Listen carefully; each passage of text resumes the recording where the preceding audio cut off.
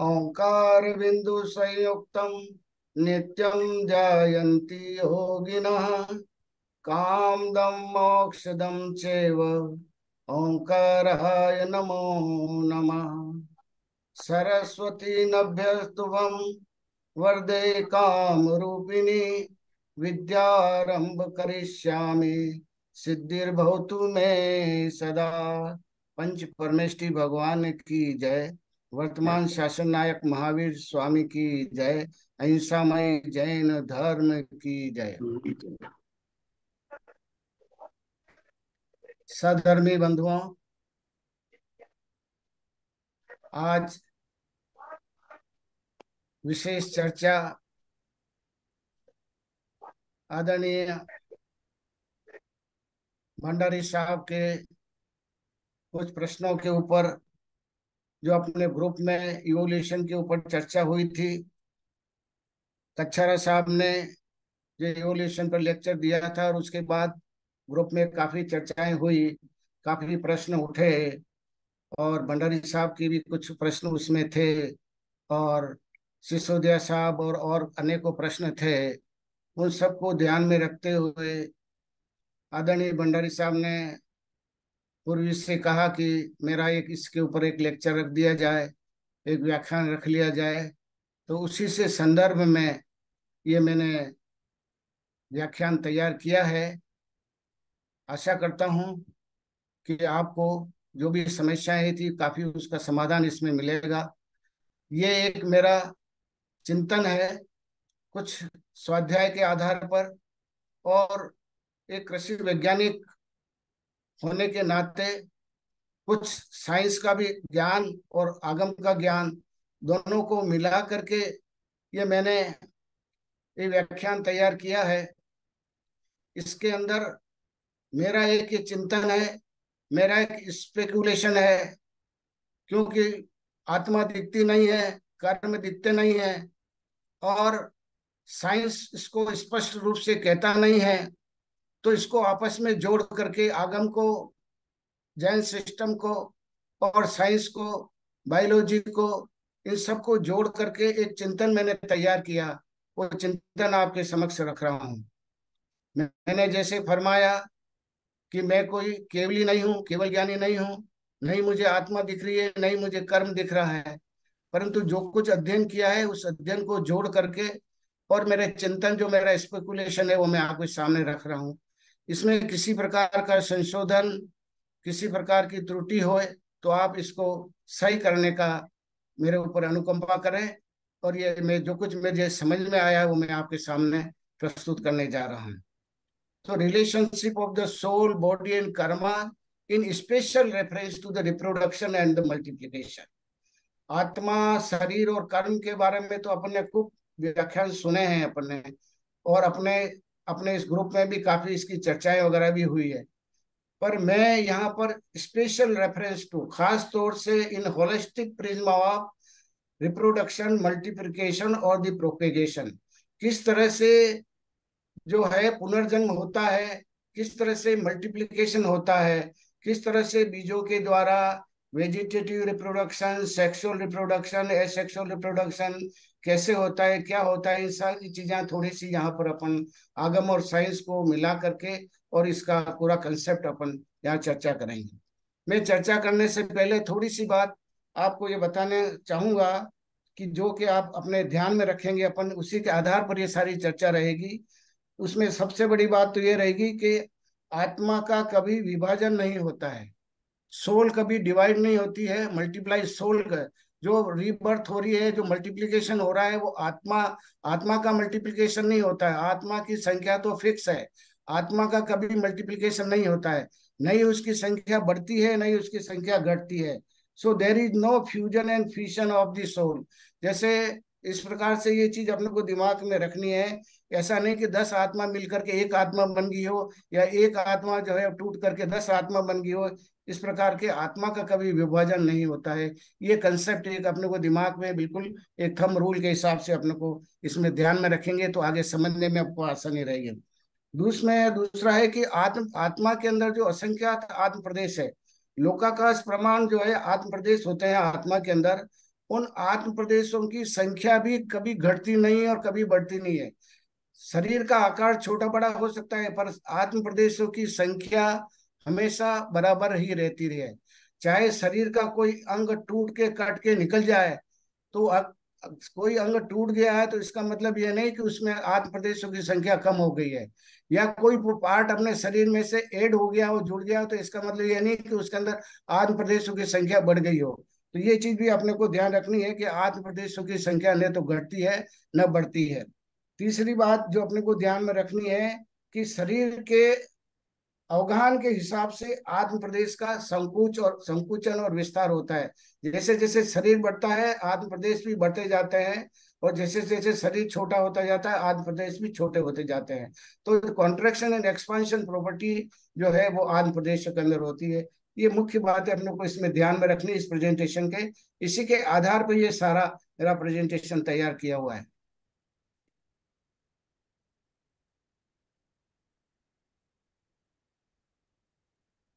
अब अपन जानते हैं कि जैन फिलोसफी के अंदर जो जितने भी लिविंग ऑर्गेनिज्म है, यानी जो संसारी जीव हैं, वो संसारी जीव है वो आत्मा और उद्गल का कॉम्बिनेशन है। तो मैं जो जो संसारी जीव है वो लिविंग और नॉन लिविंग का कॉम्बिनेशन है, जीव और पुद्गल का कॉम्बिनेशन है, नॉन फिजिकल और फिजिकल मैटर का कॉम्बिनेशन है।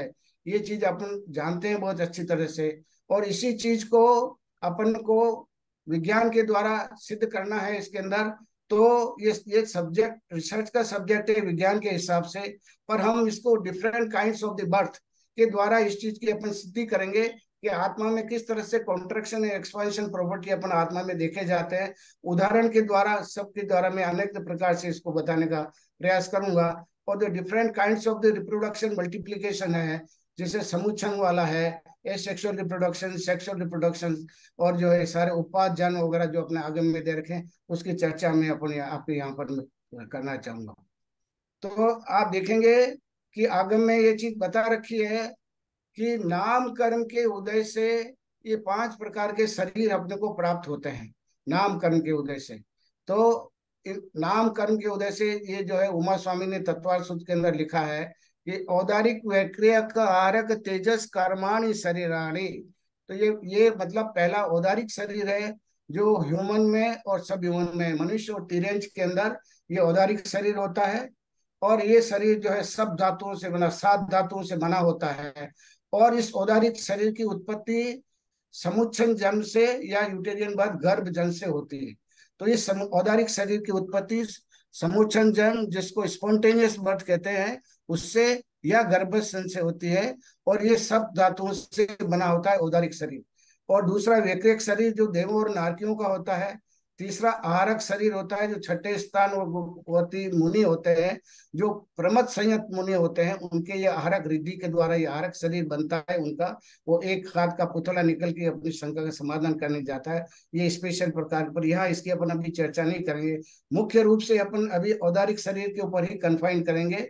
फिर है तेजस शरीर और कार्मण्य शरीर। ये तेजस शरीर और कार्बन शरीर जो है ये संसारी जीवों में होता है, सिद्ध जीवों में ये तेजस शरीर और कार्बन शरीर नहीं होता है इसके अंदर। तो ये इस तरह का ये जो 5 प्रकार के शरीर हैं जो अपने को देखने को मिलते हैं, और उमा स्वामी ने तत्वार सूत्र में और भी अनंत ग्रंथों में ये, और ये जो 5 प्रकार के शरीर है ये नाम कर्म के उदय से आता है। नाम कर्म मतलब जो 8 कर्म है, घातिया कर्म 4 और 4 अघातिया कर्म, जिसमें नाम कर्म है वो अघातिया कर्म है, उसके उदय से ये शरीर की अपने को प्राप्ति होती है। और ये इसके अंदर ये विज्ञान जो है केवल औदारिक शरीर की बात करता है, इस बाकी विज्ञान वैक्रिक शरीर के बारे में कोई बात नहीं करता है। आरक शरीर के बारे में, तेजस शरीर के बारे में, कार्बन शरीर के बारे में विज्ञान कोई बात नहीं करता है। जो बायोलॉजी जो बात करती है, जूलॉजी और बॉटनी जो बात करती है, वो औदारिक शरीर की बात करती है। जो सेल और कोशिकाओं से बना होता है उसकी बात जो है विज्ञान यहाँ पर करता है। तो इसलिए ये इसके बारे में ये कोई बात नहीं करता है। अब मैं यहाँ पर आपको बताना चाहूंगा कि ये 9 फीचर्स ऑफ द सोल, आत्मा के अंदर 9 मुख्य गुण होते हैं जिसको जीव द्रव्य के 9 विशेष लक्षण बताए हैं। जो कि द्रव्य संग्रह के अंदर नेमीचंद सिद्धांत चक्रवर्ती ने बताए हैं। पहला जीव, दूसरा उपयोगमयी, जीवो उपयोगमयी अमुत्तिक कर्ता सदेह परिणामो, भोक्ता संसारोत्थो सिद्धो सो विश्व सो गई। ये नेमीचंद सिद्धांत चक्रवर्ती ने द्रव्य संग्रह में बहुत महत्वपूर्ण गाथा दी है। तो जो जीव है वो, उसके ये 9 विशेष फीचर्स हैं। पहला जीव, दूसरा उपयोगमयी, तीसरा अमूर्तिक नय, तीसरा कर्ता, चौथा कर्ता, पांचवा स्वदेह परिणामो, छठा भोक्ता, सातवां संसारी, और आठवां सिद्ध, और नवा है ऊर्ध्वगमन, वर्टिकल मूवमेंट। जो आत्मा है वो ऊर्ध्व स्वभाव की होती है। मैं यहाँ पर अपनी इस चर्चा के अंदर ये जो पांचवा गुण है सदैव परिणामों, इसके ऊपर विस्तार करूंगा। बाकी सब सब जो गुण है आत्मा के, वो अभी इस रिप्रोडक्शन के अंदर गुण है। अपन केवल इस स्वदेह परिणामों मतलब जीव का प्रदेशत्व स्वभाव, जीव के अंदर जो प्रदेशत्व स्वभाव है इसके ऊपर अपन कंसंट्रेट करेंगे। तो निश्चय से जीव लोकाकाश के बराबर असंख्यात प्रदेशी होते हुए भी शरीर नाम कर्म से संकोच विस्तार के कारण जीव संसारी अवस्था में जिस शरीर को प्राप्त होता है उस शरीर के बराबर स्वदेह परिमाण रहने वाला है। तो मतलब जितनी बड़ी देह है स्वदेह, उसके परिमाण वो जो है उसके आत्म प्रदेश रहते हैं। अगर वो हाथी के शरीर में है तो हाथी के बराबर आत्म प्रदेश फैल जाएंगे। अगर वो चींटी के शरीर में है तो चींटी के बराबर शरीर के आत्म प्रदेश फैल जाएंगे। इसके ऊपर देव कुमार साहब ने जो 6 द्रव्य की अभी जो पिछले लेक्चर में व्याख्या की उसके अंदर स्पष्ट रूप से इसका विस्तार से वर्णन भी किया था कि जो निगोदिया जीव है इतने सूक्ष्म है जो हमारे दृष्टिगोचर नहीं होते हैं। उसमें भी आत्म प्रदेश उतने ही है जितना कि स्वयंभू रमन समुद्र के अंदर जो मगरमच्छ है, इतना बड़ा मगरमच्छ है, 500 योजन विस्तार वाला मगरमच्छ है, उसके अंदर भी आत्म प्रदेशों की संख्या उतनी की उतनी है। और एक निगोदिया जीव है जो हमारे दृष्टिगोचर नहीं हो रहा है, उसमें भी आत्म प्रदेश वही है। तो आत्म प्रदेश के अंदर संकोच और विस्तार की गुण उसके अंदर होते हैं। जैसे जैसे शरीर बढ़ता है नामकरण के हिसाब से, उस हिसाब से शरीर के हिसाब से आत्म प्रदेश फैलते हैं। लंबे भी होते हैं, चौड़े भी होते हैं। जिस तरह से आपका शरीर का वॉल्यूम और शरीर का क्षेत्रफल बढ़ता है उस तरह से ये आत्म प्रदेश भी का संकोच और विस्तार हो सकता है। इसी चीज को, इसी करेक्टरिस्टिक्स को मैं आगे और डिफरेंट जो है उदाहरण के साथ समझाऊंगा। तो ये जीव का है प्रदेशत्व स्वभाव, जीव का प्रदेशत्व स्वभाव है। इसको तत्वार्थ सूत्र में भी बताया है, द्रव्य संग्रह में बताया है, और गोमटसार जीव कांड के अंदर भी अपने देव कुमार साहब ने इसकी पूरी व्याख्या करी है इसके अंदर। अब आप देखेंगे कि तत्वार्थ सूत्र के अंदर ये बात लिखी हुई है कि अध्याय 2 में सूत्र नंबर 25 से लेकर 30 के अंदर के आगम के अनुसार अधिक से अधिक 4 समय में यानी 3 मोड़े में एक पर्याय से दूसरी पर्याय में नियम से जन्म लेता है। जब जीव एक पर्याय से दूसरे पर्याय में जाता है तो अधिक से अधिक वो 4 समय में लेता है, और उस 4 समय में मैक्सिमम 3 मोड़े, 3 मोड़ मतलब जो है ये विवाह पर्याय है। आत्मा जब मोड़े लेती है ये विवाह पर्याय है। स्वभाव पर्याय वाला जीव मोड़े नहीं लेता है। स्वभाव पर्याय वाला जीव ऊर्ध्वगमन करता है, सीधा परपेंडिकुलर जाता है। जो सिद्ध भगवान जो सब कर्मों का नाश कर लेते हैं तो वो सीधे 90 डिग्री एंगल पे परपेंडिकुलर सीधे सीधे ऊर्ध्वगमन करते हैं। तो और जो संसारी जीव होते हैं वो जीव मोड़े लेता है, विवाह पर्याय है। जैसे कर्म के अनुसार वो मोड़े लेता है तो मैक्सिमम 3 मोड़े लेता है। 3 मोड़ के बाद में उसको वापस रीबर्थ उसको लेना ही पड़ता है, और 4 समय उसको मैक्सिमम लगता है। तो ये जो है अधिक से अधिक उस इस समय के पश्चात उसको नवीन शरीर धारण करना ही पड़ता है। ये इसके अंदर अपने को ध्यान में रखने वाली बात है। अब आप देखिए यहाँ इस चित्र के माध्यम से मैंने आपको बताया है कि ये शरीर जो है कोशिकाओं से बना होता है। मनुष्य का शरीर है जिसमें बिलियंस ऑफ सेल हैं, परंतु इस हरेक, ये जरूरी नहीं कि हरेक जीव में बिलियंस ऑफ सेल हो, नहीं हो। एक अमीबा है जो यूनिसेलुलर एक कोशिका का बना हुआ, ये जीव आप देखेंगे सिर्फ एक कोशिका है। और ये जो एनिमल में की कैटेगरी में आता है, ये क्लेमाइडोमोनास है, ये प्लांट की कैटेगरी में आता है, ये भी एक कोशिका का बना हुआ है। ये बैक्टीरिया, ये भी एक कोशिका का बना हुआ, एक सेल का है। ये वायरस है, ये भी एक सेल का बना हुआ है। पर ये एक सेल का होते हुए भी इसमें आत्म प्रदेश उतने ही है जितने की ह्यूमन बींग्स के अंदर है। आत्म प्रदेश इसमें उतना ही है जितने के हाथी के अंदर है। आत्म प्रदेश इसमें उतना ही है जितने स्वयंभू समुद्र के मगरमच्छ के अंदर है। तो आप देखेंगे कि एक शरीर का, एक कोशिका का जीव है, इसमें उतने के ही उतने आत्म प्रदेश हैं। और वो सारी क्रियाएं इसके अंदर होती है जो कि कॉम्प्लेक्स बॉडी के अंदर जो होती है। इसमें भी रेस्पिरेशन होता है, इसमें भी फूड एंड फीडिंग होता है, इसमें भी एक्सक्रीशन होता है, इसमें भी रेस्पिरेशन होता है। तो सारी ऑल द मेटाबॉलिक एक्टिविटीज है वो इनमें एक सेल के अंदर वो सारी क्रियाएं सारी की सारी होती है। इनमें भी रिप्रोडक्शन होता है। तो इस प्रकार से ये एक कोशिका का होता है, क्योंकि नामकर्म इसके अंदर भी है। और ये सारी क्या क्रिया जो है नामकरण के आधार पर है। ये सारी क्रियाएं नामकरण के साथ जुड़ी हुई है। तो ये सारी चीजें अपने को ध्यान में रखने की वाली बात है। अब है ये द सोल, आर्थ प्रदेश और karma they extended up to the size of the body. जैसा मैंने बताया कि ये पूरे बॉडी के साइज के बराबर एक्सटेंड होते हैं। In this can be well understand by knowing the three kinds of the birth described by the Umaswami Tattvartha Sutra. Jain आगम के अंदर तीन प्रकार के बर्थ बताए हैं। जो समुच्चन गर्भोपाद जन्म, ये उमा स्वामी ने अध्याय 2 के अंदर 31वीं गाथा में बताया है कि जीव का जो मल्टीप्लिकेशन होता है, जीव का जो प्रोपेगेशन होता है, जीव का जो रिप्रोडक्शन होता है, तो वो तीन तरह का बताया है। एक स्पॉन्टेनियस जनरेशन जिसको समुच्चन जन्म कहते हैं अपन आगम की भाषा में, यूटेरियन बर्थ जिसको गर्भज जन्म कहते हैं, और इंस्टेंटेनियस राइज जिसको उत्पाद जन्म कहते हैं। तो ये जन्म का अर्थ है आत्मा का नवीन शरीर धारण करना। इसका मतलब है जन्म, नया शरीर, पुराना शरीर को छोड़ करके जब नए शरीर में जाता है उसको अपन जन्म कहते हैं, या रीबर्थ, जो भी आप जो भी नाम देना चाहिए इसके अंदर। तो ये जन्म के तीन प्रकार आगम में अपने बता रखे हैं। अब इसके अंदर मैं एक बात बताऊंगा कि ये स्पॉन्टेनियस जनरेशन और यूटेरियन बर्थ, ये दो प्रकार के जन्म साइंस भी पूरी अच्छी तरह से मानता है, और इसका एक्सप्लेनेशन और यूटेरियन बर्थ का एक्सप्लेनेशन बराबर मिलता है। परंतु ये उपवास जन्म है जो देव और नारकियों में होता है, जैसा मैंने बताया, उपवास जन्म के बारे में विज्ञान कुछ भी नहीं बोलता है। क्योंकि विज्ञान जो देव के बारे में कोई बात करता नहीं, विज्ञान स्वर्ग के बारे में नहीं बात करता है, विज्ञान नर के बारे में नहीं बात करता है। इसलिए ये इंस्टेंटेनियस राइज उपवास जन्म के बारे में भी ये जो साइंस है वो साइलेंट है। परंतु जो स्पॉन्टेनियस जनरेशन और यूटेरियन बर्थ है वो साइंस में एग्जैक्टली मिलता है बराबर। जो स्पॉन्टेनियस जनरेशन है जिसको अपन साइंस की भाषा में वेजिटेटिव रिप्रोडक्शन कहते हैं या एसेक्सुअल रिप्रोडक्शन कहते हैं, और यूटेरियन बर्थ को अपन सेक्सुअल रिप्रोडक्शन कहते हैं, ये साइंस की भाषा में। तो ये स्पॉन्टेनियस जनरेशन की परिभाषा क्या है? अब ये स्पॉन्टेनियस जनरेशन में क्या है, इसमें रज और वीर्य का फ्यूजन नहीं है। There is no fusion of the male and female gamete. अपने शरीर के योग्य पुद्गल परमाणु के द्वारा माता पिता के रज और वीर्य के बिना अवयव की संरचना होने को समुच्चन जन्म कहते हैं।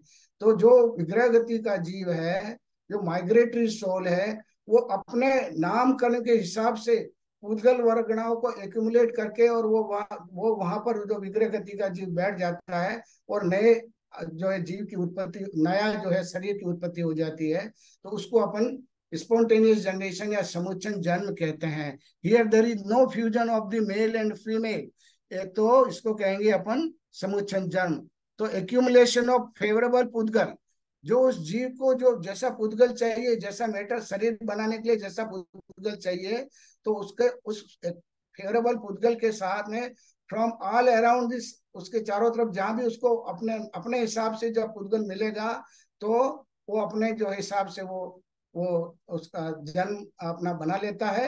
अंडर फेवरेबल द्रव क्षेत्र kaal and bhav the accumulation of the favourable pudgal from all around is taking place by the migratory soul, and this kind of birth is a rule from one sense ekendriya to fourth and chaturendriya jeev. तो ये इस तरह का ये जो समुच्चन जन्म है, ये एक इंद्रिय से लगा करके चार इंद्रिय तक के अंदर ये समुच्चन जन्म की बात इसमें कही गई है, ये आगम में कही गई है। पर यहाँ पर मैं आपका ध्यान आकर्षित करना चाहूंगा कि साइंस के अंदर जो एकेंद्रीय जीव है, जो लोअर ऑर्गेनिज्म है, उनके अंदर भी सेक्सुअल रिप्रोडक्शन देखा जाता है। मैं अभी आपको आगे चित्र के माध्यम से और दिखाऊंगा। परंतु आगम जो है एक इंद्र से 4 इंद्र तक के जीव को नपुंसक बोल रहा है आगम, और इसके अंदर केवल स्पॉन्टेनियस बर्थ समुच्चय जन्म ही होता है। सेक्सुअल रिप्रोडक्शन इसके अंदर, इसमें नहीं, आगम में इसके ऊपर कुछ बोला नहीं। आगम इसके बारे में, सेक्सुअल रिप्रोडक्शन के बारे में साइलेंट है ये समुच्चय जन्म के अंदर। यूटेरियन बर्थ है मतलब गर्भज जन्म। गर्भज जन्म बिल्कुल है, जो साइंस में जो एक्सप्लेनेशन है वो का एक्सप्लेनेशन यहाँ पर साइंस में भी है और आगम में भी है। तो माता पिता के रज और वीर्य के मिलने से जो जन्म होता है वो जो है आपको यूटेरियन बर्थ होता है। That is the fusion of the male and female gamete, और the fusion of the raj और virya and give rise to a uterine birth in higher organisms. जो संघी पंचेंद्रिय या असंघी पंचेंद्रिय है, जैसे मेमल्स है, रेप्टाइल्स वगैरह है, इनमें जो यूटेरियन बर्थ होता है। और ये इंस्टेंटेनियस राइज, जैसे मैंने बताया कि ये माता पिता के रज के बिना ही ये उत्पाद सैया के ऊपर डायरेक्ट देव और डायरेक्ट नारी उपास से या फिर ये यंग वंश के रूप में डायरेक्टली वहां पर उत्पन्न होते हैं। तो साइंस इस इंस्टेंटेनियस राइज के बारे में कुछ भी नहीं बताता है। और ये जो है देव और नारकियों का जन्म उपाद संज्ञा के ऊपर होता है। और ये उसके नामकरण के हिसाब से जो जीव स्वर्ग में जन्म लेगा या देवों में जन्म लेगा, तो वो जो उसकी जो प्रक्रिया है उसके हिसाब से वो डायरेक्ट यंग वन से पूरा पूरा डायरेक्ट जो है यंग के रूप में ही है जन्म लेता है, और वो सीधा सीधा स्वर्ग में जाता है, या सीधा नरक में उत्पन्न होता है तो सीधा सीधा नरक में जाता है। तो इस तरह की बात है, 3 प्रकार के जन्म की बात कही है जिसका मैंने यहाँ विश्लेषण बताया है। अब है जन्म के आधार पर योनियों में भेद। इस जन्म के आधार पर जो है योनियों में भेद बताया है। तो अपने 84 लाख योनियां अपन बताते हैं। तो इन 84 लाख योनियों के मतलब यह है कि यहाँ पर ये तत्वार सूत्र में उमा स्वामी ने बताया कि 9 प्रकार की योनियां होती है, और 9 प्रकार की योनियां के अगर उत्तर भेद करें तो अपन 84 लाख योनियां बनती है। मैं इसका विस्तार में यहाँ नहीं जाऊंगा क्योंकि मुझे आगे के टॉपिक को ज्यादा विस्तार से बताना है। तो ये नौ नौ प्रकार की योनियां हैं, जिसका और उत्तर भेद करेंगे तो 84 लाख योनि बनती है। तो सचित योनि, सवरत योनि और विवृत योनि। सचित योनि का मतलब होता है जीव सहित योनि को सचित योनि कहते हैं। और सवरत योनि मतलब जो किसी के देखने में नहीं आवे, इस प्रकार की उत्पत्ति स्थान को संवृत योनि कहते हैं। और विवृत योनि जो सबको देखने में आवे और उसकी उत्पत्ति को विवृत योनि कहते हैं। तो ये जो है जन्म के आधार पर योनियों के भेद बताए हैं। और ये 9 योनियां है इसके अंदर, ये सारे सारे सूत्र में दे रखी है। और इसके उत्तर भेद जो करते हैं तो सारे 84 लाख योनियां बनती है। अब इसको योनि में कौन सी योनि में किस तरह के जीव उत्पन्न होते हैं, तो जैसे मैंने बताया सचित योनि में साधारण शरीर वाले होते हैं। अचित के अंदर देव और नारकी उत्पन्न होते हैं। सचिताचित के अंदर गर्भ जन्म वाले जीव उत्पन्न होते हैं। शीत योनि में तेजस कायिक और देव नारकी को छोड़कर सारे शीत में उत्पन्न होते हैं। उष्ण में तेजस कायिक होते हैं। शीतोष्ण में देव नारकी होते हैं। संवृत में देव नारकी एकेंद्रीय होते हैं। विव्रत में विकलेंद्रीय होते हैं। और संवृत विव्रत में गर्भ जन्म वाले होते हैं। तो ये थोड़ा सा एक आइडिया के हिसाब से मैंने ये यहाँ पर दिया। अब मैं आपका ध्यान इस स्लाइड के ऊपर कंसंट्रेट करना चाहूंगा। यही स्लाइड है जो मुख्य स्लाइड है यहाँ पर, कि migratory soul act as a driver. Without this the zygote, that is the fusion of the sperm or ovum, in no case will convert into the embryo and no birth will takes place। तो विग्रह गति का जीव है, जब तक उस zygote के अंदर, जाइगोट मतलब जो है, कछारा सामने भी इस पर चर्चा करी थी। जाइगोट मतलब जो है ये रज और वीर्य के मिलने से जो जाइगोट बना है, उस जाइगोट में जब तक विग्रह गति का जीव जाकर के प्रवेश नहीं करेगा तब तक वो एम्ब्रियो में कन्वर्ट नहीं होगा, और उसके उसके अंदर विभाजन होकर के और सब पर्याप्ति वगैरह पूरी कंप्लीट नहीं करेगी।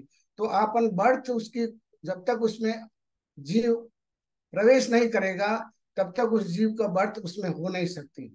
Science give full explanation up to the zygote formation. Science पूरा जाइगोट बनने तक की बात साइंस करता है। But after that the zygote will not convert into the embryo unless and until the migratory soul having the naam karma took place in the zygote। तो विग्रह गति का जीव जो नाम कर्म लेकर के जाए, जब तक जा करके उसमें उस जाइगोट में नहीं बैठेगा, तब तक उसके एम्ब्रियो बनने की, भ्रूण बनने की प्रक्रिया शुरू नहीं होगी। तो नाम कर्म यानी पुद्गल विपाकी कर्म, ये पुद्गल विपाकी कर्म में देव साहब ने पूरी इसकी चर्चा करी थी, देव कुमार साहब ने, कि ये विपाकी कर्म चार प्रकार के होते हैं: जीव विपाकी, क्षेत्र विपाकी, भव विपाकी और पुद्गल विपाकी कर्म। तो जो पुद्गल विपाकी कर्म है, ये 9 कर्म है, उस शरीर को बनाने वाले 9 कर्म, जो शरीर को बनाने वाले 9 कर्म है, ये नाम कर्म। तो ये विग्रह गति का जीव जो है, जो माइग्रेटरी सोल जब एक पर्याय से जाकर के दूसरे पर्याय में जाता है, तो ये पुद्गल विपाकी कर्म लेकर, नाम कर्म लेकर के जाता है, और नाम कर्म लेकर के उस जायगोट में जाकर के बैठेगा, और फिर वो पर्याप्ति को पूरी करेगा। जो पर्याप्ति के बारे में भी खूब चर्चा अपने हो चुकी है। तो जो बायो पोटेंशियल, जो पर्याप्ति कहते हैं बायो पोटेंशियल, तो 6 बायो पोटेंशियल है, वो जो है वो अपने पर्याप्ति पूरी करेगा, और जो है उसके अंदर शरीर की संरचना करेगा, जैसा नाम कर्म होगा उस तरह से। विदाउट उपाद उपादान कारण, तो ये जो आत्मा है इसको अपन उपादान कारण कहेंगे।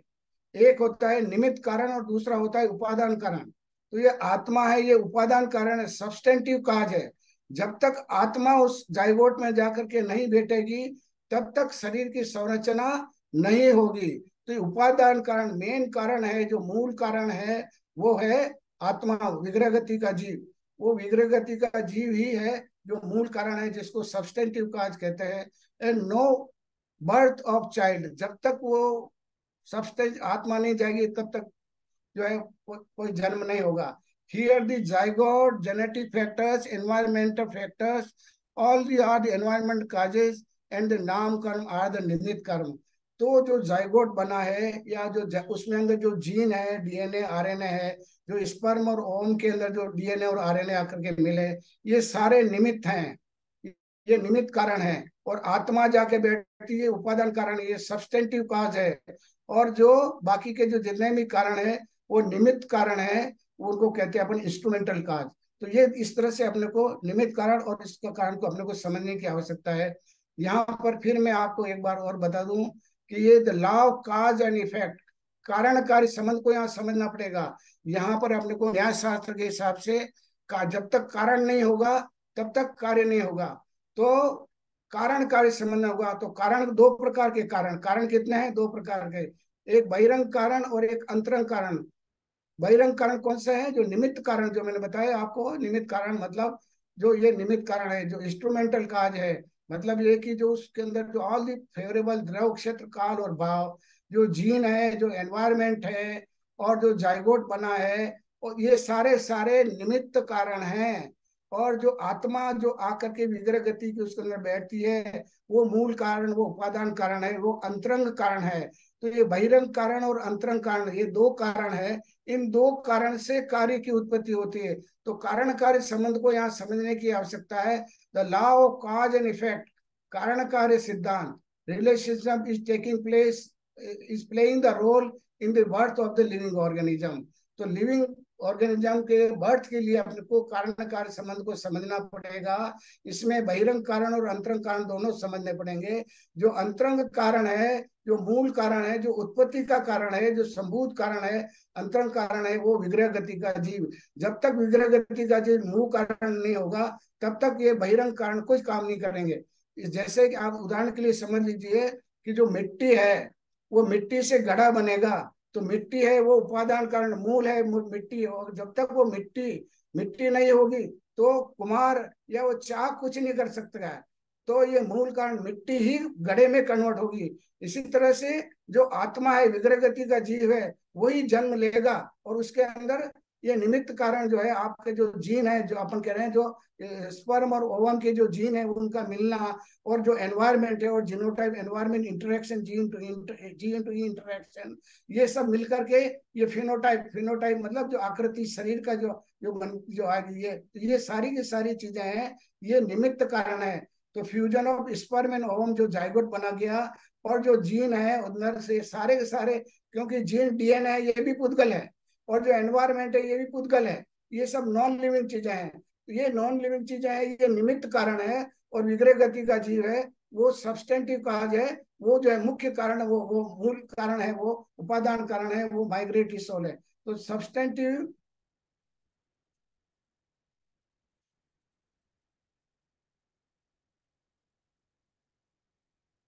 तो ये सब्सटेंटिव काज है माइग्रेटरी सोल हैविंग द कार्मान्य शरीर और द तेजस शरीर विद दाम कर्म। तो ये phenotype, phenotype is the genotype plus environment and genotype environment interaction, ये सारे निमित्त कारण है और विग्रह गति का जी है ये उपादान कारण है। इस तरह से यहाँ इसको समझना चाहिए। कारण कार्य संबंध को ये न्याय शास्त्र के हिसाब से जब तक कारण नहीं होगा तब तक कार्य नहीं होगा, और कार्य है हुआ इसका मतलब कारण जरूर होगा इसका। तो कार्य कार्य संबंध को अपने को यहाँ पर समझना होगा, या मतलब ये अपने को अनुमान प्रमाण लगा करके ये अपन इसको समझ सकते हैं यहाँ पर न्याय शास्त्र के साथ।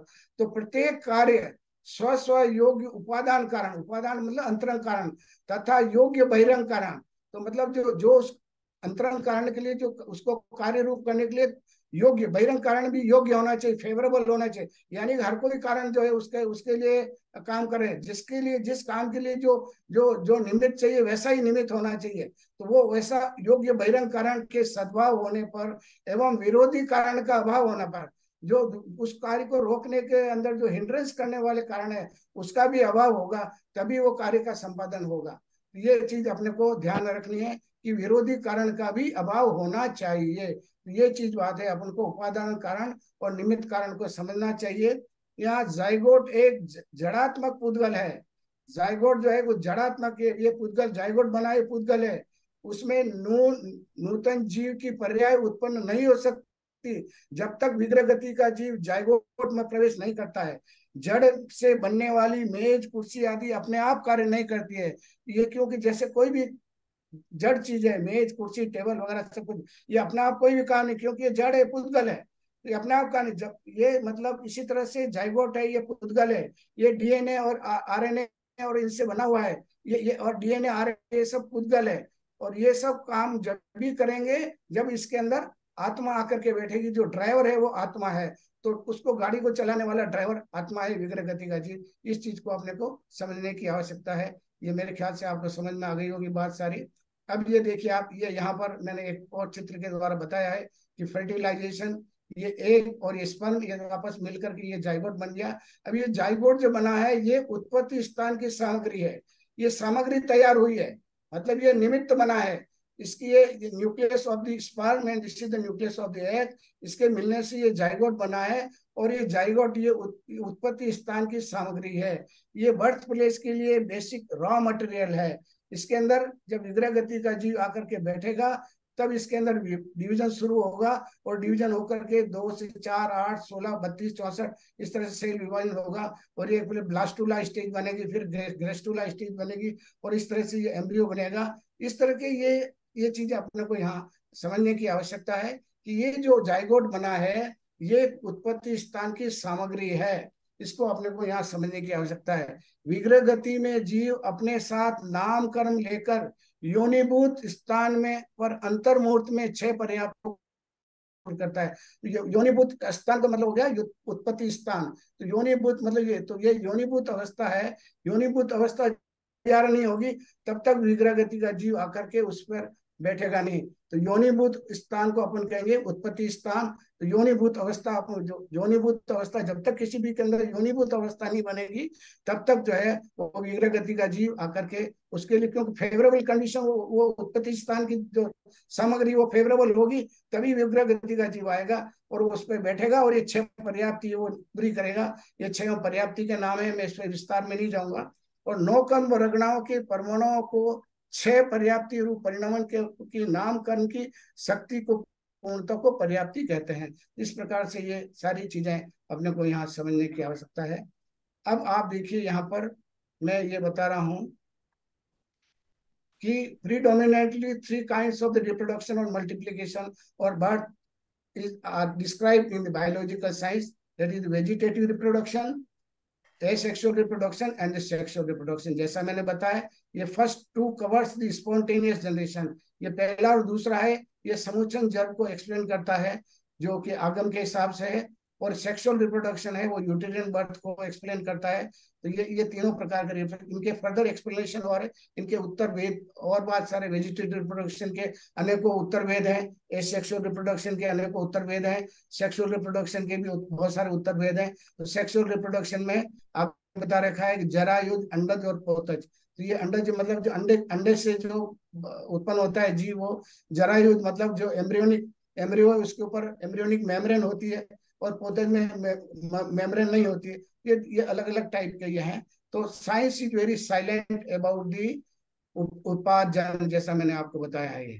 तो इस तरह से ये बात। अब मैं यहाँ पर थोड़ा सा आपका ध्यान आकर्षित करना चाहूंगा कुछ एग्जांपल्स के द्वारा। थोड़ा सा मैं आपको ग्रेस पीरियड चाहूंगा, काफी चीजें मुझे बतानी है।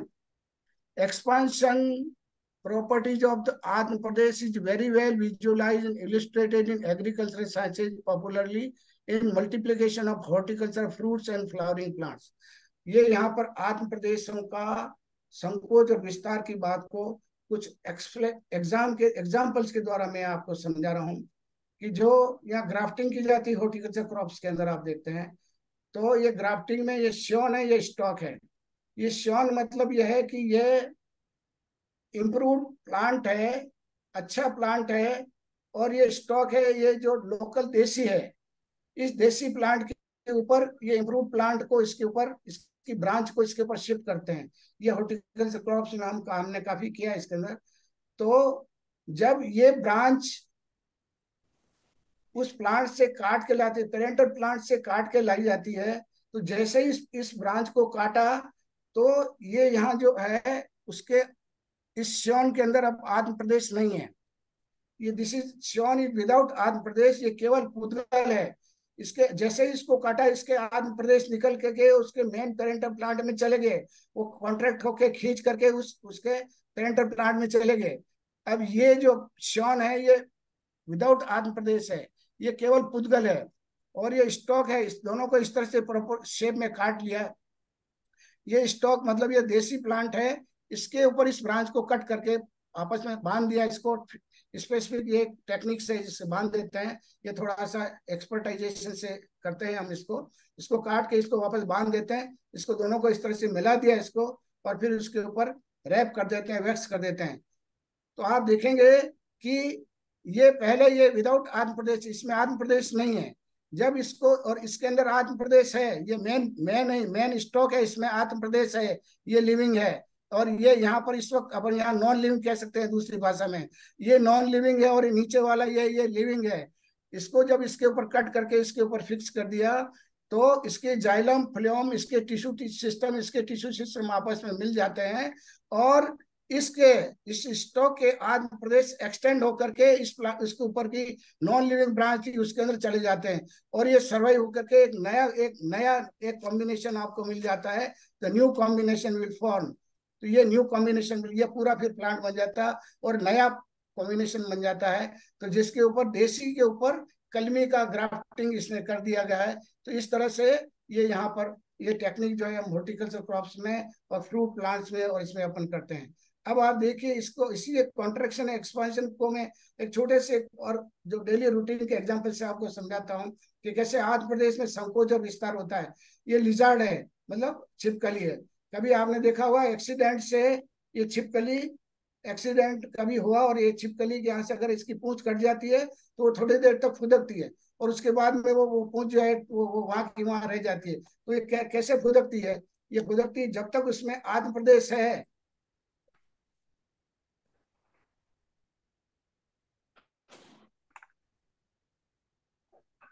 जब तक इस पूंछ के अंदर आंध्र प्रदेश है तब तक ये फदकती रहेगी। और जैसे ही आज के आंध्र प्रदेश इसके अंदर कॉन्ट्रैक्ट होकर के इस मेन बॉडी में आ जाएंगे, तो इसका कूदना बंद हो जाएगा। तो यहाँ पर ये आप देखेंगे कि आंध्र प्रदेश का कॉन्ट्रैक्शन है, एक्सपांशन। तो ये पूंछ टूट गई तो इसका मतलब ये नहीं कि इसके लिजार्ड के आंध्र प्रदेशों की संख्या कम हो गई, संख्या इसकी कम नहीं हुई है। इस प्रकार से ये आप देखेंगे इसमें कॉन्ट्रैक्शन हो गया, आंध्र प्रदेश के इसमें से निकल के इसमें चले जाते हैं। और भी बहुत सारे एग्जाम्पल आप देखते हैं। बच्चा जब पैदा होता है 1 फीट, मैक्सिमम 1 फीट का हाइट होती है, बड़ा होकर के 6.5 फीट 6 फीट तक हो जाता है। तो वो आंध्र प्रदेश आगे एक्सटेंड हो जाते हैं। और अनेकों एग्जाम्पल आप देख सकते हैं इसके अंदर।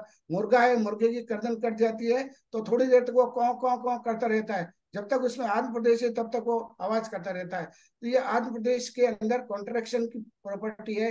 वो अपने आंध्र प्रदेश को अपने अपने सिमेट लेता है। पेड़ के ऊपर से कोई डाली आप काटोगे तो जैसी डाली काटी उसके आंध्र प्रदेश सिकुड़ के उस मेन बॉडी में चले जाएंगे, और जो जो ट्विग जो ब्रांच काटी गई है वो केवल उसमें आत्म प्रदेश नहीं है, जैसा कि मैंने इसमें इसमें आपको बताया। इसी तरह से और मैं आपको बताता हूँ, ये देखिए आप ट्रांसप्लांटिंग ऑफ द ऑर्गन्स में, ट्रांसप्लांटिंग ऑफ द ऑर्गन्स के अंदर आप देखेंगे कि ये देखिए डोनर पेरेंट है, इसकी किडनी यहाँ ट्रांसप्लांट करनी है, तो जब तक ये किडनी इसके अंदर है, इसी इसी डोनर पेरेंट के आत्म प्रदेश इसके अंदर है, और जैसे ही ये किडनी को यहाँ से निकाला और किसी सॉल्यूशन में रखा किसी टाइम तक, और ये डिजीज ये रिसिपिएंट है, ये इसकी किडनी खराब है, इसकी किडनी को निकाल करके हटा दिया इसको, और ये किडनी इसके अंदर ट्रांसप्लांट की। तो जैसे ही इसकी किडनी हटाई और इसके अंदर शिफ्ट करी, तो इसके रिसिपिएंट के आत्म प्रदेश इसके अंदर चले जाएंगे, और जैसे ही हटाए तो इसके आत्म प्रदेश खींच करके इस डोनर पेरेंट में चले जाएंगे, और जैसे बाहर निकाला है तो ये केवल एक किडनी है, केवल पुद्गल रह गई है, और इस पुद्गल को इस किडनी को यहाँ पर इस रिसिपिएंट पेरेंट में शिफ्ट कर दिया जाता है, और आप देखेंगे कि ये किडनी ट्रांसप्लांटिंग का मैकेनिज्म आपका पूरा हो जाता है। तो क्या हो गया है,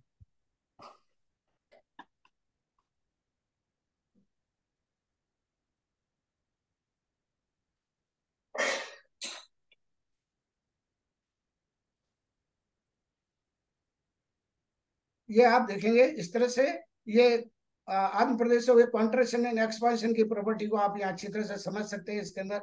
इसी प्रकार से ब्लड ट्रांसफ्यूजन के अंदर भी है, जब ब्लड यहाँ से निकल के दूसरे में जाता है तो इसके आत्म प्रदेश, इसके इसके आत्म प्रदेश जो रिसिपिएंट के आत्म प्रदेश इसके अंदर चले जाएंगे, और जब तक ये ब्लड इसके अंदर दूसरे के अंदर है, वो ब्लड के वो आत्म प्रदेश, क्योंकि ब्लड है ये भी लिविंग है, और इसके अंदर आत्म प्रदेश है, शरीर के अंदर जिस शरीर में होंगे उसके आत्म प्रदेश उसके अंदर होंगे। तो ये आपको इस तरह से किडनी ट्रांसप्लांटिंग, ब्लड ट्रांसफ्यूजन, और भी कोई ऑर्गन ट्रांसप्लांटिंग करेंगे तो इसके अंदर आत्म, ये सब मेरा स्पेकुलेशन है, मैंने बताया नहीं कि ये अपने कॉन्ट्रेक्शन एक्सपांशन प्रॉपर्टी को यहाँ कोरिलेट कर रहा हूँ मैं, ये organ transplanting surgery medical science में इसको मैं कोरिलेट कर रहा हूँ। तो इसके सारे रिसिपिएंट के अंदर ये सारे आंध्र प्रदेश, जैसे ये किडनी ट्रांसप्लांट की, तो रिसिपिएंट के आंध्र प्रदेश इस हेल्थी किडनी में चले जाएंगे, और इस डिजीज किडनी को हटा के बाहर निकाल देंगे इस तरह से। तो ये इस चीज को अपने इस तरह से समझना चाहिए। और भी बहुत सारे ये है, वेजिटेटिव रिप्रोडक्शन के अंदर है, ये गुट्टी बांधते हैं हमारे हॉर्टिकल्चर क्रॉप्स में, ये गुट्टी बांध के नया प्लांट बना लेते हैं इस तरह से, इस चीज को इस तरह से समझना चाहिए। ये बडिंग है, बडिंग के अंदर दूसरे प्लांट की बड को ला करके यहाँ इसमें अपन शिफ्ट करते हैं, और तो इसमें इस तरह से ये सेम मैकेनिज्म है। अभी यहाँ देखिए आप, ये अंगूर है, ग्रेप्स है, ग्रेप्स के प्लांट में वेजिटेटिव रिप्रोडक्शन देखिए, ग्रेप्स की डालियां काट लिया आपने, डालियां काट के और आपने सॉल्यूशन रख दिया, जमीन में डाल दी, ये इसके ऊपर है, थोड़ा समय बाद में जो है इसके अंदर ये सर्वाइव हो जाए और नया प्लांट बन जाता है।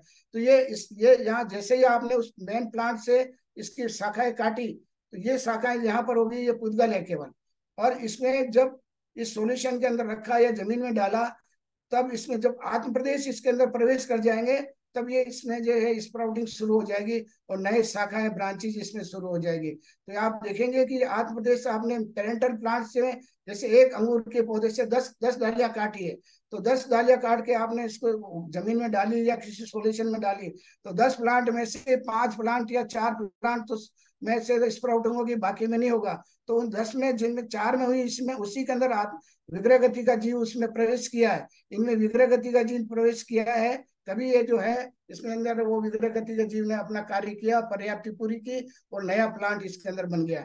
तो आपको इस तरह से समझना चाहिए, ये वेजिटेटिव रिप्रोडक्शन है, इसमें कोई सेक्सुअल रिप्रोडक्शन मेल फीमेल का फ्यूजन नहीं है, केवल ऐसी तरह गुलाब की डालियां काटी आपने लगाया, आप देखते हैं वो गुलाब की डाली चल जाती है, तो वो डाली जब तक उस पेरेंटल प्लांट में लगी हुई है तब तक उसके आंध्र प्रदेश उस पेरेंटल प्लांट के हैं। जैसे ही उसको काटा, वो केवल पुद्गल है, उसमें आंध्र प्रदेश नहीं है, और जब उसको आप किसी पर्टिकुलर फेवरेबल एनवायरनमेंट में रखा, तो वो आकर के आंध्र प्रदेश इसमें एंटर कर जाएंगे, और ये जो है उपादान कारण इसका जो है वो एक्टिव हो जाएगा, और जो इसमें ये पुद्गल ये सारे और ये नया प्लांट बन जाएगा। तो इस तरह से हमने को अच्छी तरह से समझना चाहिए। ये बहुत सारे और भी लेयरिंग के और ये एग्जाम्पल है, ये पत्थर चीटा में देखेंगे आप, बहुत सारे अपने आप इसमें प्लांट निकल के आ जाते हैं। तो ये बहुत सारे एग्जाम्पल्स है, इसको अपन ज्यादा में समय नहीं लेकर के, ये शुगर केन के अंदर भी देखते हैं वेजिटेटिव रिप्रोडक्शन है, इसके अंदर आप जो है नोट्स है वहां से ये जड़ें निकल जाती है और नए प्लांट बन जाते हैं। अब ये तो सारी बात हुई है वेजिटेटिव रिप्रोडक्शन की, जिसमें मेल और फीमेल का फ्यूजन नहीं है। अब यहाँ फ्लावरिंग प्लांट की बात बता रहा हूं मैं। एंजियोस्पर्मिक प्लांट है, वो फ्लावरिंग प्लांट है, और इसके अंदर मेल और फीमेल का फ्यूजन हो रहा है। ये एंथर है, ये मेल पार्ट है, और ये फ्लास्क शेप स्ट्रक्चर है, ये फीमेल पार्ट है। इस फीमेल पार्ट के अंदर यह एग है, और ये वो मेल गेट पोलन ग्रेन से वो मेल है। और इस तरह से मेल और फीमेल के यहाँ पर फ्यूजन हो रहा है। और यहाँ ओव्यूल है, इसके अंदर जो एग सेल है उसमें फर्टिलाइजेशन हो रहा है। और ये ओव्यूल है वो सीड में कन्वर्ट हो रहा है। तो वो सीड बना है, उस सीड के अंदर एम्ब्रियो बना है। जिस तरह से मनुष्य के अंदर एम्ब्रियो बन रहा है, वो उसी तरह से बीज के अंदर भी एम्ब्रियो बन रहा है। तो ये sexual reproduction in flowering plant, इसमें सेक्सुअल रिप्रोडक्शन हो रहा है। और जो फल है, फल के अंदर बीज बन रहा है, तो वो बीज है, और उस बीज के अंदर एम्ब्रियो है। उस बीज को जब अपन उगाएंगे, उसको अप्रोप्रिएट कंडीशन में रखेंगे, तो उसका स्प्राउटिंग होगा और नया पौधा उसमें से बन जाएगा। तो यहाँ पर अपने को ये समझने वाली बात है कि ये प्लांट है वो एक केंद्रीय जीव है, वनस्पति काय के, इसमें भी सेक्सुअल रिप्रोडक्शन है। पर आगम इसके बारे में कुछ सेक्सुअल रिप्रोडक्शन के बारे में बात नहीं करता है। आगम ये कह रहा है कि एक इंद्रिय से लेकर के 4 इंद्रिय तक के जीव नपुंसक होते हैं, और इसमें केवल स्पॉन्टेनियस समुच्चन जन्म ही होता है। पर यहाँ समुच्चन जन्म तो हो रहा है प्लांट्स में, अब जैसे, परंतु समुच्चन जन्म के साथ साथ में ये सेक्सुअल रिप्रोडक्शन भी इसमें देखा जाता है। ये भी अपने को ध्यान में रखने वाली बात है। इस चीज को यहाँ साइंस इस तरह से बोलता है, आगम इस तरह से बोलता है। यही चीज को मैंने इसे ये कलर टाइप में बताया है। अब देखिए आप, सीड के अंदर ये एम्ब्रियो बनता है, ये मक्की का दाना है, कॉर्न सीड है, और इसके अंदर ये एम्ब्रियो भ्रूण बन गया है। ये एम्ब्रियो बना है इसके अंदर, ये एम्ब्रियो बना है। ये ओव्यूल जो है, ये ovule is converted into the seed, और ये ओव्यूल है। इसको जब इस दाने को आप एप्रोप्रिएट टेम्परेचर में, मॉइस्चर में, ह्यूमिडिटी में रखोगे, तो ये इसमें ये एम्ब्रियो ये जर्मिनेट हो जाएगा, और रेडिकल और प्रीमूल नीचे बन बन करके ये बन जाएगा। तो ये मोनोकॉट एक, और ये डाइकोट है, ये बीन बीन का सीड है। इसके अंदर भी एम्ब्रियो है, ये देखो आप, ये एम्ब्रियो है। ये डाइकोट है, मतलब बीन्स जो दो दालें वगैरह होती है। और ये अनाज का दाना है, अनाज के अंदर भी ये एम्ब्रियो है। तो यहाँ फर्टिलाइजेशन हो रहा है मेल और फीमेल का। ये यहाँ अपने को एक केंद्र में देखना चाहिए। अब ये यहाँ पर देखो, यहाँ बताया मैंने, इस बीज को जब जमीन के अंदर डाला है, तो इसमें अंकुरण शुरू हो गया, नया प्लांट बन गया है। इसी बीज को अपन जब पेट्री डिश में डालते हैं अपन, तो भी इसमें अंकुरण हो जाता है, क्योंकि मॉइस्चर चाहिए अंकुरण के लिए, जो फेवरेबल कंडीशन चाहिए वो फेवरेबल कंडीशन अपन को इसको दे रहे हैं। मॉइस्चर चाहिए, टेम्परेचर चाहिए, ऑक्सीजन चाहिए, ये जब मिल जाती है, तो इनके अंदर स्प्राउटिंग शुरू हो जाता है। और जो रेडिकल और प्लूमूल निकल के बाहर आकर के एम्ब्रियो जो है, वो that will give rise to radicle and plumule. जो रेडिकल है वो रूट सिस्टम बनाएगा, और जो प्लूमूल है वो शूट सिस्टम बनाएगा। तो इस तरह से इसका जो है ये सारा प्रोसेस जो है वो होता है। तो यहाँ पर सेक्सुअल रिप्रोडक्शन अपन देख रहे हैं। प्लांट्स के अंदर एसेक्सुअल रिप्रोडक्शन, मतलब वो मैंने वेजिटेटिव रिप्रोडक्शन बताया कि अलग अलग एक पार्ट को काट दिया तो भी वो नया चालू हो जाता है। तो अब यहाँ एक इम्पोर्टेंट चीज मैं यहाँ जो चीज मैं डिस्कस करना चाह रहा हूँ आपके सामने है, कि जब इस सीड को अपन स्टोर करते हैं, तो seed or any vegetative part which act as a seed can be preserved at a very low temperature। ये बात मैं आपको बताना चाह रहा हूँ कि लो टेम्परेचर के उसको अपन काफी समय तक इस सीड को अपन स्टोर कर सकते हैं फॉर अ लॉन्गर पीरियड। हमारे दिल्ली के अंदर NBBR national bureau of plant genetic resources है, उषा के अंदर, वहां पर पूरा जर्म प्लाज्म, हजारों जन प्लाज, हल्को वैरायटी के हन प्लाज, हाइब्रिड्स के, वैरायटीज के, कंपोजिट्स के, सभी प्रकार की डाइवर्सिटी जो है, जेनेटिक डाइवर्सिटी है, वहां पर कोल्ड स्टोरेज में हम वहां पर स्टोर करते हैं, बिल्कुल -18 डिग्री से भी नीचे के टेम्परेचर में। और इसको लॉन्गर पीरियड तक उस सीड को अपन स्टोर कर सकते हैं। और इसको जब आवश्यकता होती है, तब इस सीड को वापस निकाल कर अप्रोप्रिएट कंडीशन में इसको रखते हैं, तो वो सीड वापस जर्मिनेट हो जाता है, उसकी वाइबिलिटी लॉस्ट नहीं होती। और इसको बाहर रखें खाली ऐसे ही, तो थोड़े समय बाद में 1-2 साल के अंदर उस सीड की वाइबिलिटी समाप्त हो जाती है। तो ये कोल्ड स्टोरेज की फैसिलिटी है, जिसके अंदर अपन सीड को स्टोर कर सकते हैं। तो यहाँ पर जो स्टोर कर रहे हैं वो क्या चीज कर रही है, मैं आपका ध्यान आकर्षित करना चाहूंगा। We are preserving the pudgal matter, वो जो बीज रख रहे हैं वो पुद्गल है, उसके अंदर आत्मा नहीं है। भंडारी साहब जरा आप गौर फरमाएं, वो सीड को जो अपन जो स्टोर कर रहे हैं वो केवल पुद्गल है। जैसे मैंने अभी सीड के उसके अंदर बताया डायग्राम में, ये डायग्राम में मैंने बताया आपको ये यहाँ पर है, ये इसके अंदर आत्मा नहीं है इसके अंदर, ये केवल बीज है और ये बीज के अंदर का स्ट्रक्चर है, ये एम्ब्रियो भ्रूण है। दिस इज विदाउट आत्मा, इसमें आत्मा नहीं, केवल पुद्गल है इसके अंदर, ये पुद्गल है, इसके अंदर भी केवल पुद्गल है। पर इसको जब बीज को जब आप नमी में, ऑक्सीजन में, टेम्परेचर में रखेंगे, फेवरेबल कंडीशन में रखेंगे, तो इस एम्ब्रियो भ्रूण के अंदर विग्रह गति का जीव आकर के बैठ जाएगा, और विग्रह गति का जीव आकर के बैठेगा तभी ये एम्ब्रियो एक्टिव हो जाएगा, और इसमें जड़ और ऊपर ऊपर स्टेम निकलना शुरू हो जाएगा। तो यहाँ पर जो अपन स्टोर कर रहे हैं वो केवल पुद्गल को स्टोर कर रहे हैं, आत्मा को स्टोर नहीं कर, ये सीड है, दिस सीड इज अ पुद्गल विदाउट आत्म प्रदेश, इसमें आत्म प्रदेश नहीं है, ये ध्यान रखने वाली बात है। तो we are presenting the pudgal not atma, which we call it as a utpatti samagri. इसको अपन योनिभूत अवस्था कर रहे हैं, अपन योनिभूत अवस्था को प्रिजर्व कर रहे हैं, उत्पत्ति की सामग्री को अपन प्रिजर्व कर रहे हैं। जो उत्पत्ति होने के लिए जो सब्सटेंटिव काज है, वो विग्रह गति का जी तो जब आएगा और बैठेगा तब वो काम करेगा। तो अपन जो अभी प्रिजर्व कर रहे हैं वो इंस्ट्रूमेंटल का, निमित्त कारण को अपन प्रिजर्व कर रहे हैं। तो निमित्त कारण को प्रिजर्व करके जब अपने को प्लांट चाहिए तो उसको अपन अपने फेवरेबल कंडीशन में उसको उस उत्पत्ति स्थान को अपन फेवरेबल कंडीशन में रखेंगे, तो विग्रह गति का जीव आकर के उसमें बैठ जाएगा। So we are preserving the yonibhut avastha of the seed or any vegetative part. Whenever the seed kept in optimum condition, that is the temperature, oxygen, moisture, nutrient, minerals, etc. of samuchan birth, then awakening of the dormant embryo takes place and migratory soul enter in the embryo and sprouting start to the new plant will grow. So role of the आयु कर्म will start as soon as the migratory soul enter in the योनिभूत अवस्था। तो आयु कर्म तो कब से शुरू होगा, जब विग्रह गति का जीव है जो आयु कर्म नाम लेकर के आ रहा है और वो उसमें जाकर के वो पर्याप्ति पूरा करेगा, तो रोल ऑफ आयु कर्म विल स्टार्ट, वो तब उसके आयु कर्म का जो रोल है तब जब विग्रह गति का जीव आकर के बैठेगा तब आयु कर्म की भूमिका शुरू होगी। बाकी जब अपने कोल्ड स्टोरेज में रखा है उस वक्त वो केवल पुद्गल को स्टोर किया अपन ने। सो ये बात अपने को ध्यान में रखने की है। So role of the ayu karma will start as soon as migratory soul enter in yonibhut avastha. Before that only dormant in active pudgal और योनि भूत अवस्था इज स्टोर्ड। ये चीज अपने को ध्यान में रखने की है, बिल्कुल जो चीज अपने को इसमें समझनी है। अब some seed possess the natural dormancy period and some seed don't have any dormancy period and start sprouting immediately after harvesting. So there are mechanisms by which we can break the dormancy. इसका भी अभी मैं explanation यहाँ लंबा नहीं करना चाहूंगा। अब ऐसा है कि समय हो गया है और स्लाइड्स बहुत दिखानी है, मैं थोड़ी सी 2-4 इंपॉर्टेंट स्लाइड दिखा करके और अपनी बात को यहाँ समाप्त करने की कोशिश करूंगा।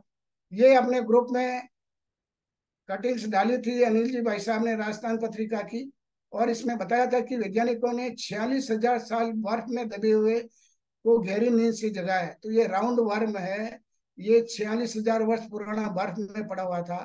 तो यहाँ पर ये जो जीव पड़ा हुआ है ये योनिभूत अवस्था उत्पत्ति स्थान प्रिजर्व हुई है, और जैसे ही इसको ये लिखा है इसके, ये जीव वास्तव में मरे नहीं बल्कि साइबेरिया की बर्फ में सुसुप्त अवस्था में, यह वैज्ञानिकों ने जब इन्हें पानी और भोजन उपलब्ध कराया, ये पानी और भोजन मैंने कहा ना एप्रोप्रिएट कंडीशन में रखते हैं, जैसे बीज को आपने नमी में, ऑक्सीजन में, टेम्परेचर एप्रोप्रिएट में दिया, जमीन में डाला, नमी दी, सब कुछ दिया, उसको जब फेवरेबल कंडीशन में रखा तो एम्ब्रियो वो जो योनिभूत अवस्था है उसके अंदर वो विग्रह गति का जीव आकर के बैठ जाता है।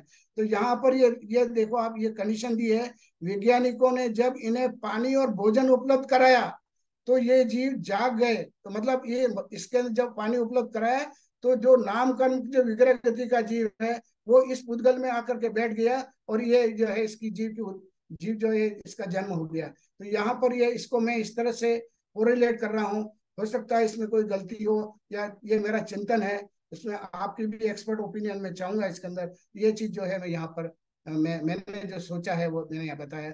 अब इसमें ये भी बहुत सारी चीजें हैं जो एसेक्सुअल रिप्रोडक्शन की है जो फंगस के अंदर देखी जाती है। क्योंकि समय हो गया है, मैं अभी बहुत इंपॉर्टेंट चीज, ये फंगस जो है वो सारी चीजें देखने को मिलती है। ये यहाँ लोअर ऑर्गेनिजम्स के अंदर भी सेक्सुअल रिप्रोडक्शन है, फंगस के अंदर भी सेक्सुअल रिप्रोडक्शन है।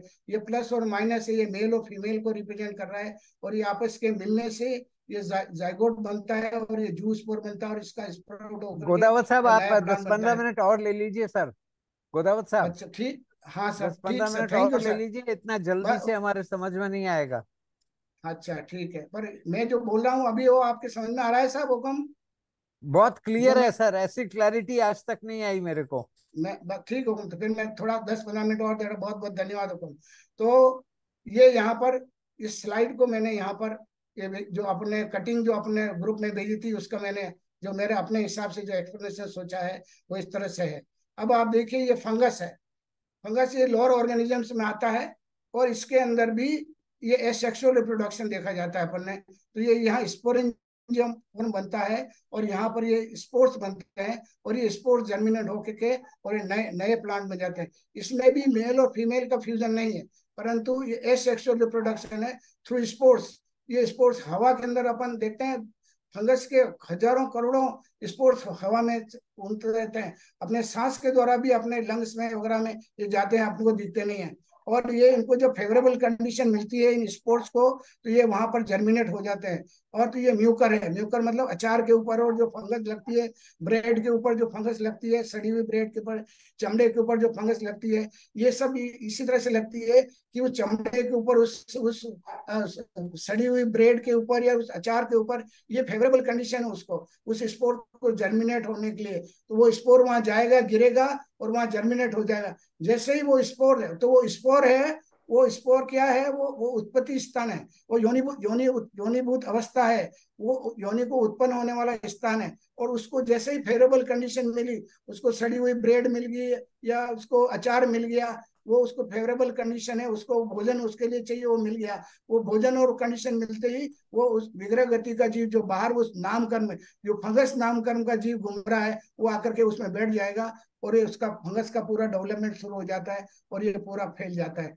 तो ये इस तरह से ही आप देखते हैं ब्रेड के ऊपर, ये इस तरह से बहुत पुरानी ब्रेड होती है, चमड़े के ऊपर ये फंगस फैल जाती है, और ये काला जब बहुत एडवांस स्टेज हो जाती है, तो काले काले स्पोर्ट्स इसमें बन जाते हैं। तो बासी रोटी, पुरानी पापड़, बढ़िया अचार, मुरब्बा, फफूंद, ये इसके ऊपर अपने को देखने को मिलती है। ये सब एसेक्सुअल रिप्रोडक्शन की वजह से आपको देखने को मिलती है। ये सारा ये इसका अंदर का स्ट्रक्चर है, जो रोटी है उसके रोटी के अंदर जो जाता है, ये अचार के अंदर जो है, इस तरह का ये हाइफा बन जाता है, माइसिलियम बन जाता है, जो अपने को बाहर से नहीं दिखता है। जो काला काला स्ट्रक्चर तो जब दिखेगा, जब इसकी एडवांस स्टेज हो जाएगी, तब ऊपर से काला दिखेगा, बाकी अंदर अंदर जो है पुराने सड़े सड़े हुए अचार, अच्छा पुराना अचार हो जाता है। ये सॉस हो गए, टमाटर के सॉस वगैरह, उनमें ये सारे सारी चीजें आपको ये फंगस देखने को मिलती है। और जब ऊपर सफेद सफेद दिखने लगा, इसमें that is very advance stage, तो अंदर उसमें इन्फेक्शन तो नीचे उसमें पहले हो जाता है। ये चीज बात, ये देखिए ये स्पोर का एनलार्ज स्ट्रक्चर है, fruiting body produce by the spore. ये इस तरह से डॉम सेट बन जाता है, और ये सेक्सुअल रिप्रोडक्शन से बहुत सारे स्पोर्स बन जाते हैं। ये सेक्सुअल रिप्रोडक्शन है, फंगस के अंदर सेक्सुअल रिप्रोडक्शन है। ये यहाँ पर ये दो अलग अलग हाइट, ये जूम के ये अलावा कुछ करती नहीं है सीमा, एक 5 ये मिनट का दो काम होता ये है लेटर लिख। ये ये ये दो अलग अलग हाइफा हैं। ये दो दो अलग अलग फंगस के थ्रेड्स हैं। एक को प्लस और माइनस दिया है मेल, क्योंकि बहुत लोअर ऑर्गेनिज्म है, इसलिए इसको मेल और फीमेल से संबोधित भी करके प्लस माइनस से किया है। जहां ये टच हो रहे हैं वहां पर ये प्रोटोब्रेंस बन जाती है आपस में, और इसका साइटोप्लाज्मा प्रोटोप्लाज्म जो भी आपस में मिल जाता है, ये बल्जिंग फॉर्मेशन हो जाता है। और इस तरह से जाकर के ये इसका सारा प्रोटोप्लाज्म साइटोप्लाज्म ये दोनों एक जगह मिल जाते हैं, और ये यहाँ पर ये जाइगोट बन जाता है, इसको बोलते हैं जाइगोट। और यही जाइगोट फिर इसके ऊपर एक कवर आ जाता है जिसको जाइगोस्पोर कहते हैं। ये जाइगोस्पोर हवा में उड़ जाता है चारों तरफ, और इसको जैसे ही फेवरेबल कंडीशन मिलती है, इसको जाइगोस्पोर को फेवरेबल अचार, सड़ी हुई पापड़, बढ़िया पुरानी बड़ी बासी बढ़िया रोटी, पुराने ब्रेड वगैरह जो भी जैसा भी इस जाइगोस्पोर को मिलेगा, और इसका जर्मिनेशन शुरू हो जाएगा, और ये नया नया जो है फंगस बन जाएगी इस तरह से। तो ये सेक्सुअल रिप्रोडक्शन लोअर ऑर्गेनिजम्स में, फंगस जैसी चीजों में भी सेक्सुअल रिप्रोडक्शन है। पर आगम इसके बारे में पूरा क्लियर इसका कोई डायरेक्शन आगे में नहीं है, और साइंस ने इसको बहुत अच्छी तरह से स्टडी किया है। हमने तो माइक्रोस्कोप वगैरह सब में खूब एक लार्ज स्केल पर इन चीजों को देखा समझा है, इसलिए मैं इसको कोरिलेट कर पा रहा हूँ। अब ये structure of the Mucor, Mucor का मतलब वही है जो अपने को ये डिटेल स्ट्रक्चर है म्यूकर का, और इस तरह से इसमें ये चीज बनती है। ये अंदर माइसिलियम बनता है, पूरा सफेद सफेद जाल, रुई जैसा सफेद जाल बन जाता है माइसिलियम का। ये ये मशरूम है, बटर मशरूम, ये भी एक फंगस है। ये जो है, जो भी इडिबल मशरूम भी है, थोड़ी पॉइजनस टॉक्सिक मशरूम भी है, ये सारे के सारे चीजें हैं। ये मशरूम जो उगती है वो सड़ी हुई स्ट्रॉ, पेडी का स्ट्रॉ है, ऐसी जगह पे आप बरसात में देखते हैं, जिसको अपन लोकल भाषा में बंदर की छतरी कहते हैं। ये सारी चीजें, ये सब फंगस है, और ये फंगस सारी ये यहाँ हवा में उड़ती रहते हैं, इसके स्पोर, और इसको फेवरेबल कंडीशन मिलती है। तो इस फेवरेबल कंडीशन मिलते ही जो फंगस नामकरण का जीव है उसको स्पोर्स में बैठ जाता है, और उसका जर्मिनेशन शुरू हो जाता है, और ये पूरा पूरा इस तरह से ये मशरूम का शेप इसका बन जाता है। इस तरह से ये अपन को इस तरह से समझिए। ये डिफरेंट काइंड मशरूम तो हजारों तरह की है, फिर ये कुछ ये ऑर्नामेंटल मशरूम है जो ये मैंने यहाँ पर बताया। अब इसी तरह से ये तालाब के अंदर अपने देखते हैं जो काई होती है, ये काई भी है, ये एक तरह का लोअर ऑर्गेनिज्म है, और इसके अंदर भी सेक्सुअल रिप्रोडक्शन, एसेक्सुअल रिप्रोडक्शन और वेजिटेटिव रिप्रोडक्शन इसमें देखा जाता है। ये इसमें काई के अंदर भी सेम लोअर ऑर्गेनिजम्स में है। ये इसका काई के थ्रेड्स के उसका स्ट्रक्चर है। ये देखिए, अब ये काई का एनलार्ज स्ट्रक्चर है, इसको डायग्रामेटिक रिप्रेजेंटेशन बताया है। ये काई का एक थ्रेड है, ये दूसरा थ्रेड है, ये आपस में मिल जाते हैं, जहां मिलते हैं वहां पर इसका प्रोटोप्लाज्म एक्सचेंज हो जाता है, और ये जाइगोस्पोर बना लेता है। और ये जाइगोस्पोर, इसको भी जब सूटेबल कंडीशन मिल जाती है इस जाइगोस्पोर को, ये नया जर्मिनेट होकर के, और ये नया जो इसका नया स्पाइर वगैरह ये काई बन जाती है। तो इस तरह से अपने को यहाँ पर इसको काई के अंदर भी समझना चाहिए। ये काई है, तो टुकड़े टुकड़े हो जाते हैं इस काई के, तो ये फ्रेगमेंटेशन इसका हो जाता है। तो इस तरह से ये अपने को लोअर ऑर्गेनिजम्स में ये सारी चीजें अपने को देखने को मिल रही है, जिसमें कॉन्ट्रैक्शन एंड एक्सपांशन और ये सारी सारी चीजें अपने को इसमें समझने की है। तो इस तरह से ये संक्षेप में अभी मैंने, और भी इसका विस्तार है, और मैं यहीं पर अब इसको विराम देना चाहता हूँ। आपके प्रश्न जो भी हैं आमंत्रित है, और किसी प्रकार की शंका हो तो मेरे साथ शेयर करें। अल्पज्ञ हूँ, जितना भी मैं समझ सका वो मैंने आपके साथ शेयर किया है। तो ये चीज जो मेरे दिमाग में आई है वो मैंने आपके सामने रखी है। गोदावरी जी, थैंक यू धन्यवाद। Very much. आपने बहुत ही विस्तार से, बहुत ही वैज्ञानिक ढंग से समझाने की कोशिश करी। मुझे कुछ कहना नहीं है। मुझे